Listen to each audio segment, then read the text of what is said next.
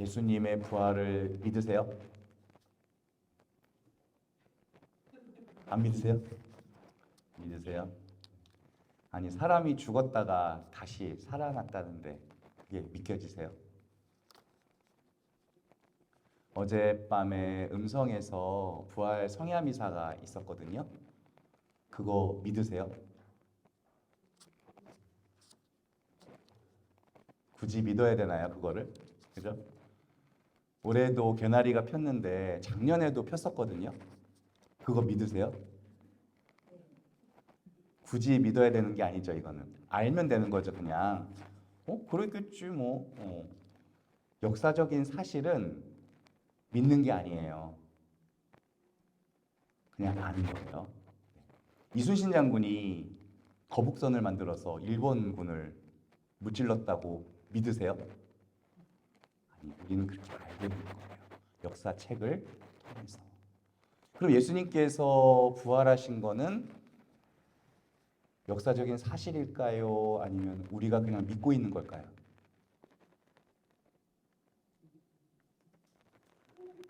자, 역사적 사실을 알려면 역사책을 보면 된다고 했는데 예수님에 대한 역사는 어디 쓰여 있죠?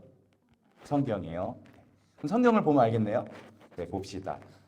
먼저 코린토 1서 15장입니다.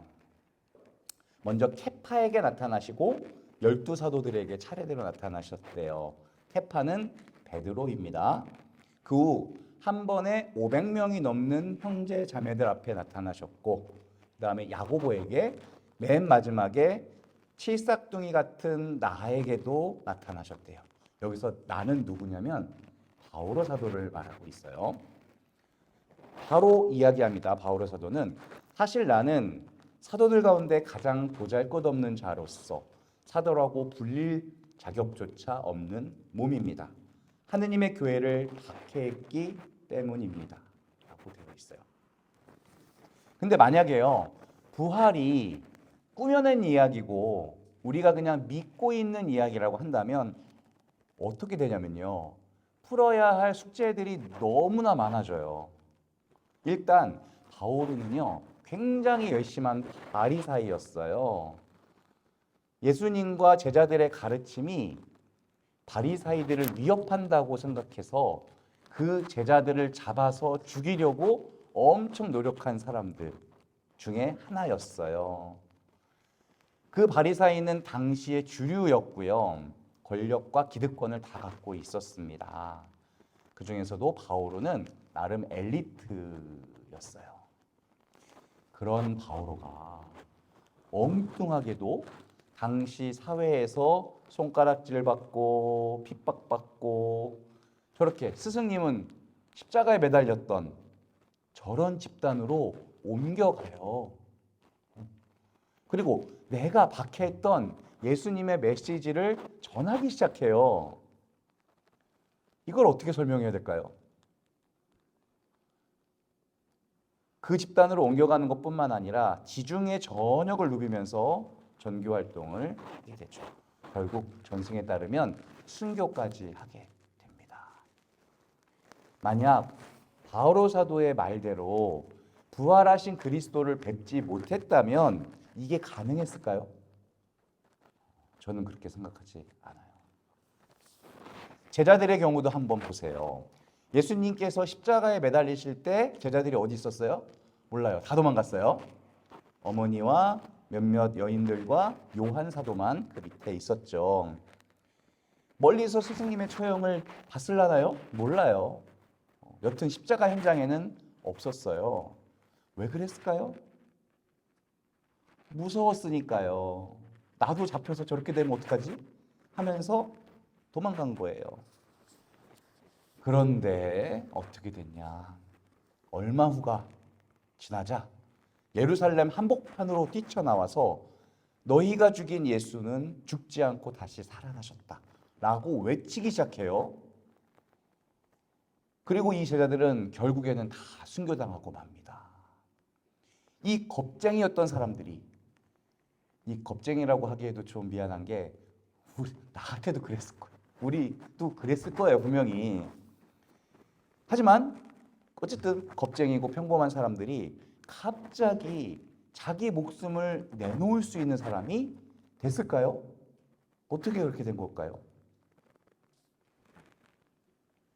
그들에게 특별한 사건이 있었다고밖에는 볼 수가 없어요. 행동이 그렇게 급격하게 바뀐 이유가 뭐냐고 제자들에게 물었더니 자기들이 부활의 증인이라는 거예요. 예수님의 부활이 역사적인 사건이 아니었다면 제자들이 집단 최면에 걸려서 착각했다거나 전부들 짜고서 거짓말을 했다고밖에는 볼 수가 없어요.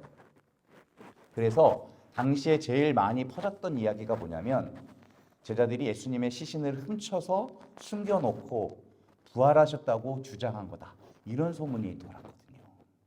근데 생각해 보세요. 어느 쪽이 부활을 증언하는 제자들의 행동을 더 잘 설명할 수 있을지, 자기들이 지어낸 거짓말에 목숨을 거는 게 쉬울까요? 아니면 정말로 부활을 목격하고 살아계신 주님을 만나고 그것을 전하는 데 목숨을 거는 게 더 쉬울까요? 맞죠. 후자가 훨씬 더 설득력이 있습니다.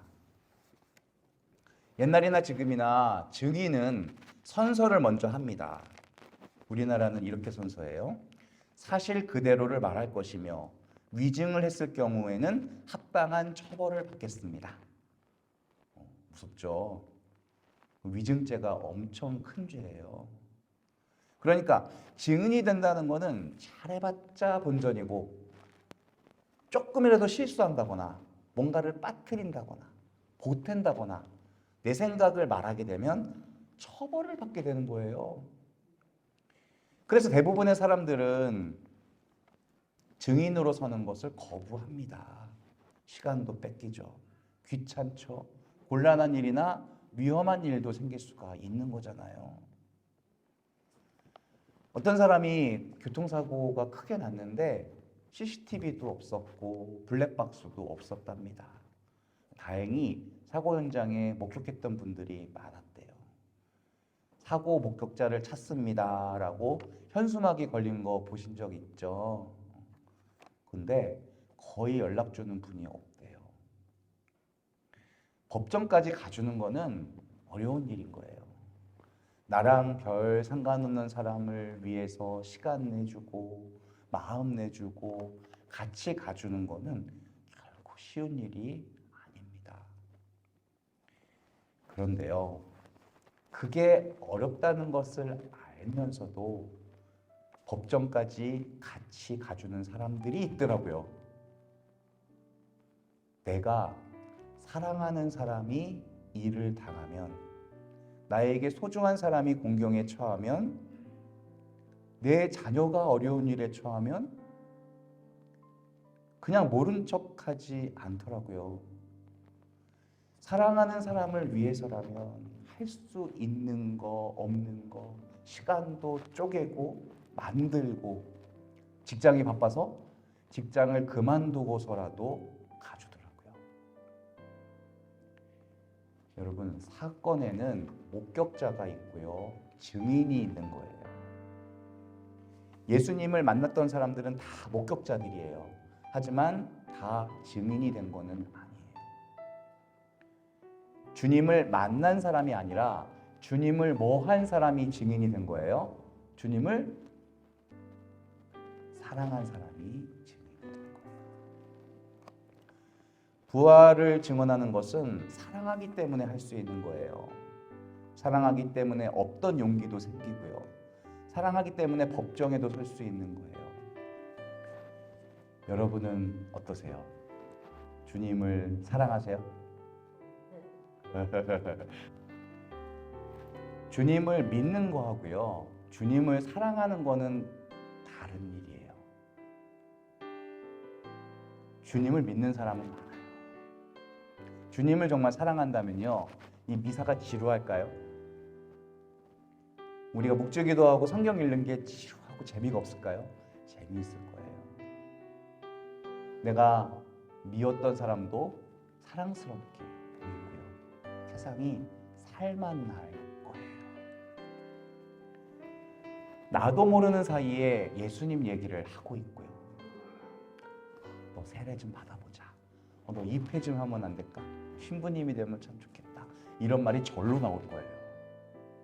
그것이 주님을 증언하는 거거든요. 주님의 증인이 되길 원하세요? 목격자는 될 수 있지만 증인까지 못 되는 분들이 많아요. 바꿔서 질문 드릴게요. 주님을 사랑하고 싶으세요?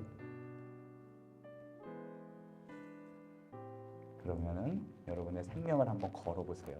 예수님이 생명을 뺏으시는 게 아니라 지금보다 훨씬 더 아름답고 훨씬 더 눈부신 새로운 생명을 선물해 주실 겁니다. 주님과 사랑에 빠져보시고 새로운 생명도 선물 받는 귀한 부활의 나날들이 되셨으면 좋겠습니다. 아멘.